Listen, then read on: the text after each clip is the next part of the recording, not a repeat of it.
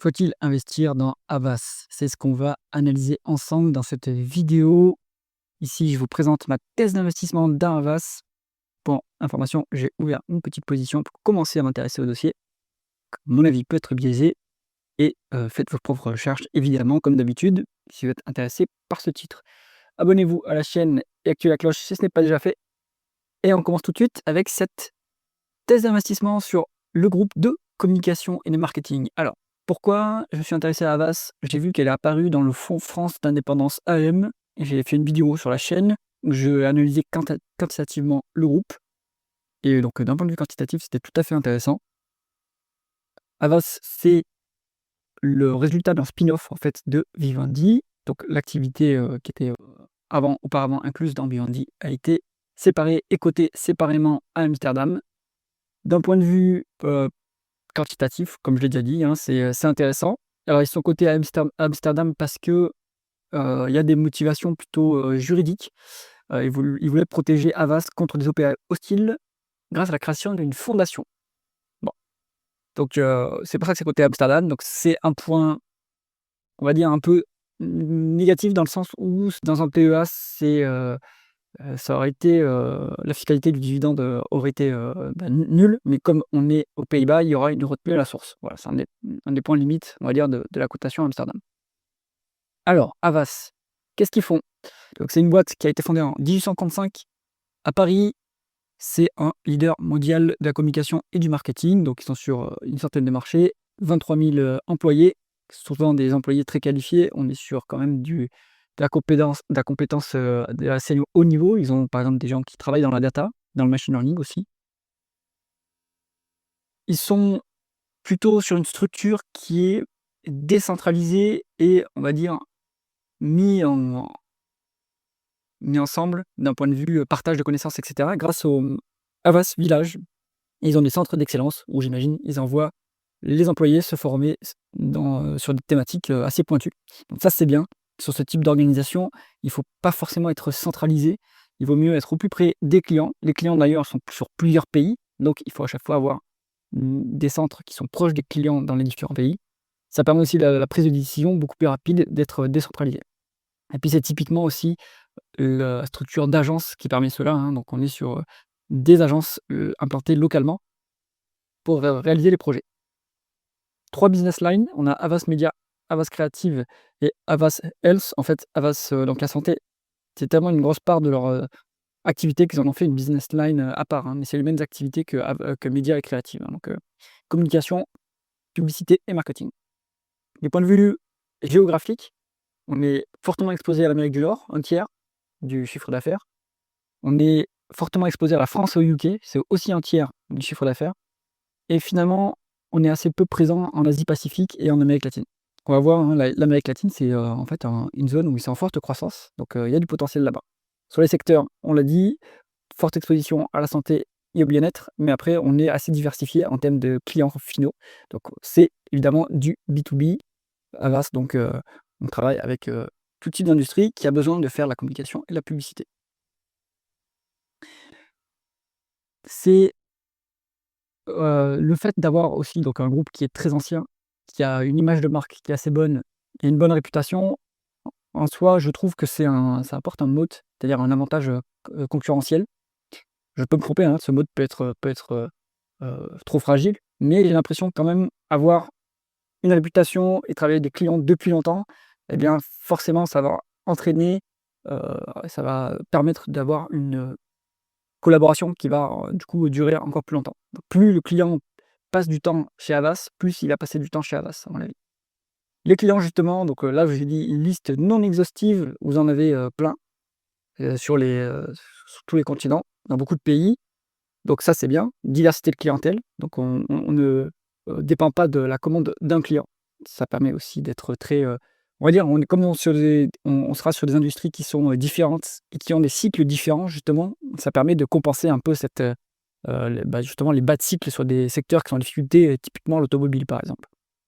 Donc après, du coup, les secteurs qui surperforment vont être atténués par les secteurs qui sous-performent. Le modèle de revenu, alors j'ai essayé de réfléchir à est-ce qu'il y a un switching cost quand on est chez Havas? C'est-à-dire, est-ce qu'en tant que client, est-ce qu'on est collé ou pas? Est-ce qu'on aura du mal à changer de fournisseur, à aller chez un concurrent? Je pense que oui et non, dans le sens, où plus on a passé de temps chez Havas, plus on a développé une compréhension commune et plus on a aussi une cohérence d'ensemble entre les différentes, campagnes de communication et de marketing.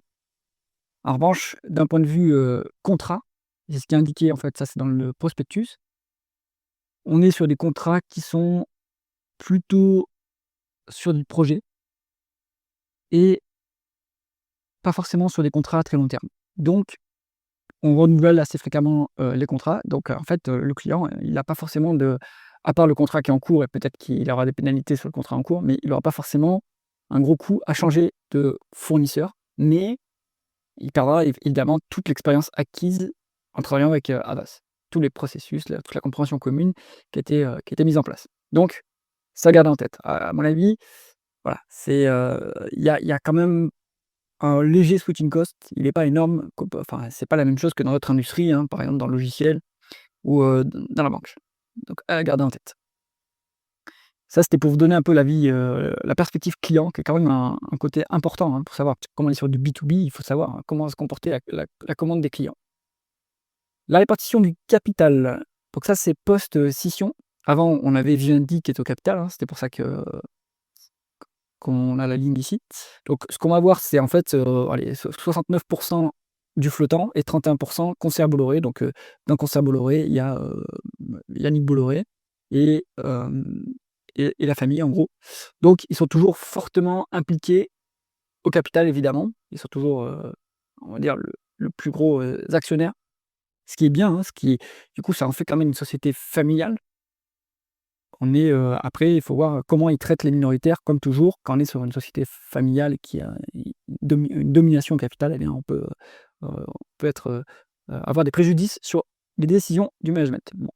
En tout cas, ça aligne sur une vision long terme du développement de la société. Ça, c'est plutôt bien. Sur la section stratégie et concurrence.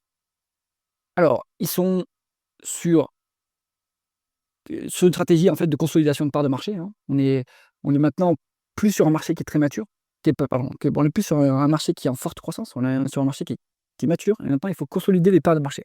Comment on va faire? Donc il faut, monter en expertise, donc ils investissent assez massivement dans l'IA et le machine learning parce qu'en fait dans le marketing, la clé ça va être comment optimiser un maximum, les campagnes marketing, comment sélectionner, le meilleur canal pour atteindre les clients, la meilleure campagne et cetera. Et l'IA aussi, elle va être utilisée pour tout ce qui va être création, en fait, puisque maintenant on peut créer des campagnes, publicitaires, uniquement avec de l'IA. Donc ça, c'est être à la pointe, en fait, de l'industrie sur cette dimension. Et l'autre dimension, ça va être de mailler le territoire. Donc ça, c'est tiré du document du prospectus d'introduction en bourse. Donc c'est les différentes, agences qui emploie 23 000 personnes. On voit ça, que le territoire est plus ou moins maillé, mais il y a des zones où on n'est pas.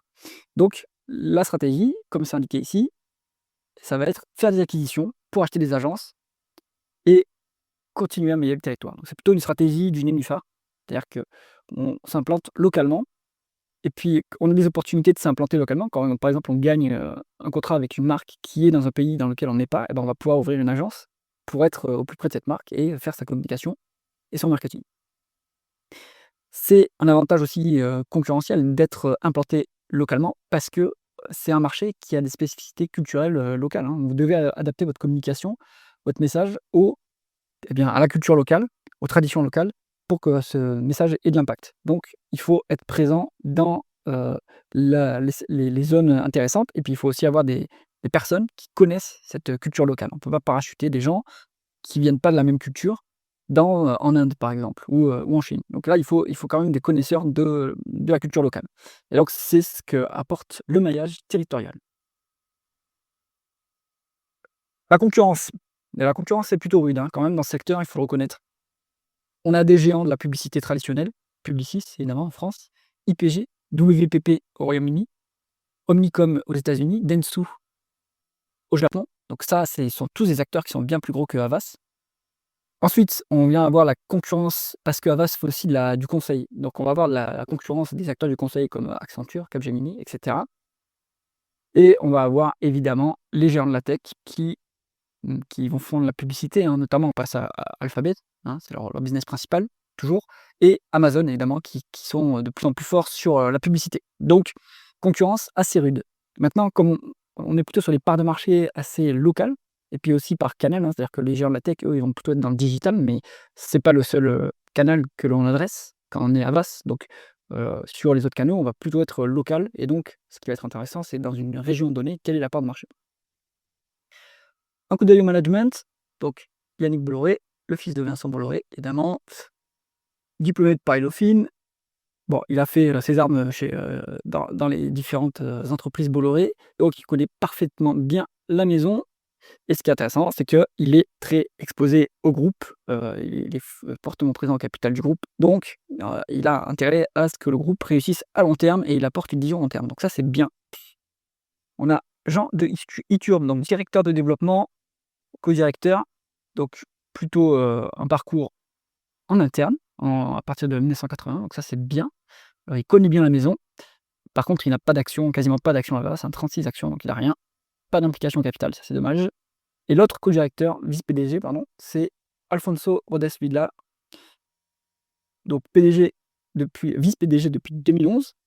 Avant, il était dans la banque, et après, il est rentré, il connaît bien la maison, il est rentré en 96 dans la boîte, donc voilà, des gens qui sont en place depuis longtemps, qui apportent une vision long terme. Malheureusement, lui non plus n'est pas fortement impliqué au capital. On aimerait qu'il soit plus impliqué au capital pour aligner encore plus ses intérêts avec ceux des actionnaires minoritaires. Bon. Mais bon, le principal, c'est que Yannick Bolloré, lui, est très, très présent au capital. Les principaux risques pour Havas. Donc, il faut toujours garder en tête les risques quand on investit dans une entreprise. Alors, le groupe est fortement exposé aux aléas macroéconomiques. En effet, les clients, on est en B2B, et donc on va dépendre de la commande des clients. Et donc, les clients, ils vont passer les commandes s'ils sont sur des cycles sur un cycle plutôt favorable. Et donc, le risque, c'est qu'en bas de cycle, globalement, toutes les industries, sauf exception, à vérifier, à nuancer, mais j'ai l'impression que quand même une majorité de l'industrie va quand même couper la dépense en communication marketing. Ce qui pourra compenser, c'est les cycles macroéconomiques entre les différentes régions. Là, ça pourra compenser un petit peu. Donc, attention, c'est une boîte qui est sensible à la macroéconomie. Il y a une concurrence qui est vraiment intense dans le secteur, il faut le garder en tête, hein, donc on peut rapidement perdre des parts de marché. Il y a un risque aussi, la matière première, entre guillemets, de ces boîtes, c'est évidemment la main-d'œuvre. Donc il y a un risque de se faire shipper ses talents, ses meilleurs talents. Et donc ça peut nuire à la relation client. Vous avez un de vos employés stars qui va à la concurrence et d'un coup le projet il plante. Donc ça, c'est pas facile. Donc il y a des moyens de les garder, hein. Il faut par exemple les intéresser au capital, donner des stock options, ça peut aider. Le groupe est également sensible au risque de cybersécurité, défaillance informatique. Bon, ça pourrait perturber les opérations. Il y a un autre risque qui est un peu plus spécifique à Havas, c'est le risque juridique et réglementaire. Donc ils sont dans beaucoup de pays et plus spécifiquement, il y a un risque d'incertitude fiscale sur le statut de résident fiscal français. Donc ça, c'est indiqué dans le prospectus, hein, donc ils l'ont bien mis noir sur blanc. Ils se considèrent comme résident fiscal français, mais le fisc néerlandais pourrait en décider autrement. Donc il peut y avoir on va dire, une sanction, ou un impact fiscal, en tout cas sur l'entreprise, qui pourrait nuire à ses résultats. Donc ça, à garder en tête. On regarde maintenant ce qui se passe d'un point de vue finance. Alors, la croissance, depuis 2021, elle est plutôt forte. Ici, on n'a pas le détail entre organique et externe, hein, mais on l'a vu, c'est plutôt la croissance externe sur Havas. En 2024, on fait que 1,5% de croissance. C'est en plus moins 0,8 en organique, mais 2,5 en croissance externe. Donc, rien que de très naturel, hein. Croissance organique plutôt atone, mais on compense en faisant des acquisitions. Et c'est la, on va dire le talent, la compétence clé du management de Havas, c'est justement la fusion-acquisition. Ils sont très bons là-dedans. Donc en 2024, on a quand même obtenu une croissance de 1,5%, ce qui est raisonnable pour le secteur. Niveau des taux de marge, donc là, vous avez le taux de marge. Alors, j'ai pris la donnée de Coifin qui nous indique les taux de marge. Il faut savoir que Havas était coté en bourse avant d'être sorti de la bourse et puis réintroduite. Donc j'imagine que ça, ce sont les données de l'époque quand elles étaient disponibles. Donc à prendre avec des pincettes, hein, ces taux de marge. En tout cas sur les périodes récentes, donc on a vu que ça a plongé ces taux de marge, mais il faut vérifier si c'est bien correct. Sur la période récente, ça commence à remonter sur 2024, taux de marge brut. Taux de marge d'EBITDA, il a un niveau relativement correct, à 13 et on a un taux de marge net qui est, aux environs de 7 si c'est mis 7. Ça peut être améliorable quand même. On pourrait améliorer ce niveau de taux de marge, parce qu'on fait du savoir-faire, hein, donc on est, ce sur le jus de cerveau, on est sur on va dire la création. Donc on peut optimiser les coûts et surtout ce qui va peser sur le taux de marge net, ça va être, la charge de la dette en fait, la charge d'intérêt, puisqu'on fait des acquisitions, grâce en appelant la banque, donc ça peut peser. Bon, moi je pense qu'en absolu, c'est pas exceptionnel les marges, mais c'est en amélioration et ça reste, à un niveau correct.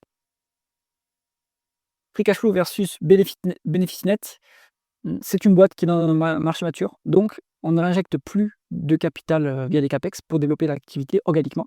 Ce qu'on va faire, c'est utiliser ces flux pour faire des acquisitions. Donc c'est ce qu'on voit ici, hein. Vous avez, sur 2023, on a un free cash flow qui est, en fait aux alentours de 200 millions. Dépréciation amortissement à 120 millions. Donc on est sur une boîte qui, maintenant fait plus énormément de dépenses en capital et fait surtout de la croissance via des acquisitions et plus la croissance organique. Ce qui est tout à fait normal vu la maturité du secteur. En outre, on est une boîte qui a un besoin de roulement négatif. Donc ça, on aime bien ces dossiers. Moi, j'aime bien ces dossiers à BFR négatifs. On sait financer son activité par les clients. Du coup, on n'a pas besoin de forcément s'endetter pour opérer. Et donc ça, c'est bien parce que d'une part, on va avoir de la trésorerie, donc ça va nous générer des intérêts de placement. Même si cette trésorerie, on va devoir la dépenser sur les projets. Et en plus, on peut s'endetter ponctuellement pour réaliser des acquisitions. Et du coup, comme on a beaucoup de marge de manœuvre financière, eh bien, on est assez flexible sur les acquisitions. Donc, ça, c'est très intéressant. Et en plus, ça montre aussi que le groupe a un pouvoir d'influence sur ses clients pour, évidemment, justement, on va être payé avant par ses clients, avant que la société ne paye ses fournisseurs. Donc, c'est excellent. Le rendement des capitaux investis, il est autour de 10. C'est finalement pas très capital intensif, hein, comme business, asset light, hein, vu qu'on n'a quasiment pas d'actifs, hein, c'est uniquement les contrats et après du savoir-faire. Donc, forcément, rentabilité correcte et en rendement des fonds propres, en déduisant le cash, puisque, alors on utilise le cash, ouais, on pourrait le réinclure, mais le rendement des fonds propres est entre 10 et 11. Donc, sur la longue route, on peut s'attendre à une croissance des bénéfices de ce niveau-là et du coup, une croissance du cours, à multiples constants, à ce niveau-là. En plus, on a une rémunération d'actionnaire qui est intéressante, hein, donc ça vient booster la croissance du cours, enfin la croissance, ça vient la performance, on va dire, pour l'actionnaire. 8 centimes de dividende sur 2025, ça fait un rendement de 5 au cours actuel, c'est tout à fait intéressant. Et programme de rachat d'actions avec un maximum à 10 du capital. Voilà, donc très bien. On a une rémunération d'actionnaire qui est tout à fait intéressante. On a un minimum 5 au cours actuel, plus le soutien des rachats d'actions. Ça, c'est excellent. Donc globalement, on coche beaucoup de cases, hein, sur, quantitative, en tout cas sur Havas. On est sur de la value, on va voir après les multiples sont bas. On est sur de la qualité, on a des marges qui sont correctes, on a une rentabilité qui est bonne, on n'a pas besoin de beaucoup d'actifs pour opérer, on a un BFR négatif et on rémunère correctement les actionnaires. Donc plutôt bien. On se penche maintenant sur le bilan de Havas et en fait, ce qui est frappant, c'est que, il y a quasiment pas d'actifs, hein. En fait, on est sur des écarts d'acquisition, ce qui nous prouve que le business, c'est la fusion-acquisition en réalité. Et sinon on a, en fait, tout ce qui est créance client, quoi. Donc, voilà, on est quasiment pas d'actifs, tangibles, autres que la trésor. Et le reste, c'est de l'intangible, évidemment. Niveau passif, en fait, le principal poste, c'est uniquement, les dettes d'exploitation. Donc, créances, enfin les dettes qu'on a auprès des fournisseurs, dettes fiscales, acomptes clients et cetera. Donc, pareil, on n'a pas de dette, à long terme sur Havas. Donc, excellent. Sur les perspectives qui sont communiquées par le management, on est sur Pour 2025, on est sur 2 de croissance organique. Ça, c'est bien, retour de la croissance organique. En outre, on aura de la croissance externe. Ils visent une augmentation de la marge d'EBIT, donc excellent. Ça va améliorer évidemment le résultat. Plus rapidement que la croissance organique, excellent. Un payout ratio qui reste à 40 ce qui est soutenable, sans problème, hein, 40 et même à 40 de payout ratio, on a un rendement du dividende qui est tout à fait intéressant, 5 Au moyen terme, pour 2028, ils visent une marge d'EBIT entre 14 et 15 donc encore améliorer l'efficience opérationnelle, ça c'est excellent, tout en maintenant un payout ratio à 40 donc évidemment, en 2028, peut-être que le cours, les multiples se seront redressés et qu'on sera plus forcément, à un niveau de rendement du dividende à 5 mais en tout cas, une rémunération tout à fait correcte. La valorisation maintenant. Alors, par les flux, on n'a pas d'historique. On a, depuis la cotation, hein, donc ce qu'on peut dire, c'est qu'en absolu, ça se négocie vraiment pas cher. On est à 3,8 en VO sur EBITDA. Bon, c'est pas très cher quand même, à moins de 8 en ratio coût free cash flow, à 7,2, sans retraité, et cetera, mais ce qui est affiché ici sur Coefficient. Et à moins de 10 en ratio coût bénéfice. Toutefois, en fait, vu qu'on est une société qui dégage du flux, à mon avis, il vaut mieux prendre le multiple de price to free cash flow. Donc, c'est quand même pas cher payé, hein. Si on compare aux concurrents, je vous ai mis donc Publicis, on va zoomer un petit peu quand même, hop. Je vous ai mis Publicis en violet, Omnicom en orange, WPP en jaune et Dentsu en vert. Alors, Havas, c'est moins cher en VO sur EBITDA. On voit que les autres, en plus, ouais, ils sont autour de 6, et puis Publicis, c'est quand même à une prime parce qu'il est vraiment leader du marché. En price earning, on est le moins cher. On est plutôt autour des. Allez, si on prend une moyenne, une médiane, on est peut-être à 13. Donc là, on a quand même une bonne décote par rapport aux concurrents. Et en price to free cash flow, on n'est pas le moins cher. Par contre, on est dans, on va dire, dans la moyenne. Bon. Après, il faut garder en tête quand même que les concurrents, ils sont quand même bien plus capitalisés, hein, donc ce sont des larges caps, hein, toutes, sauf Havas du coup. Et donc les concurrents méritent, en tant que leader, d'avoir quand même une valorisation plus élevée. Mais cela dit, on est quand même, tout le secteur, je trouve, est quand même sous-valorisé.